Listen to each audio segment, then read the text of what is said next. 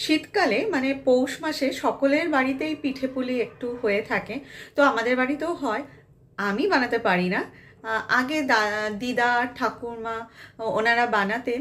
তো পরিমাণটা তখন অনেকটাই বেশি হতো, কারণ তখনকার দিনে লোকজনদের দিয়ে খাওয়া, এত রিলেটিভস, এত বাড়িতে মেম্বার। এখন কাজের জন্য সকলেই ব্যস্ত থাকে, আর মোস্ট ইম্পর্টেন্টলি এখন লোকে একটু হেলথ কনসিয়াসও হয়ে গেছে। তো মিষ্টি জিনিসটা একটু অ্যাভয়েড করে, খেলেও অল্প খায়। তো ওর জন্য পরিমাণটাও কমে এসছে। আমি খুব একটা মিষ্টি খেতে প্রেফার করি না, আমার ভালো লাগে না বেশি মিষ্টি মিষ্টি জিনিস খেতে। বাট পৌষ মাসে একটা দুটো পিঠে না খেলে ইনকমপ্লিট থেকে যায় ব্যাপারটা। তো তার জন্য আমি গেছিলাম মার ওখান থেকে আমি নিয়ে এসেছি।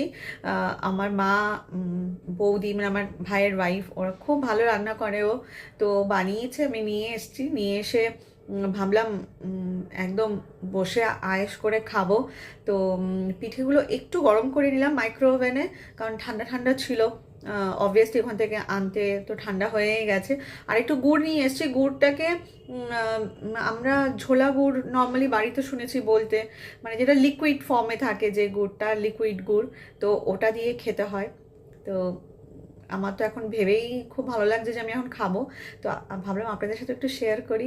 তো চলুন দেখাই।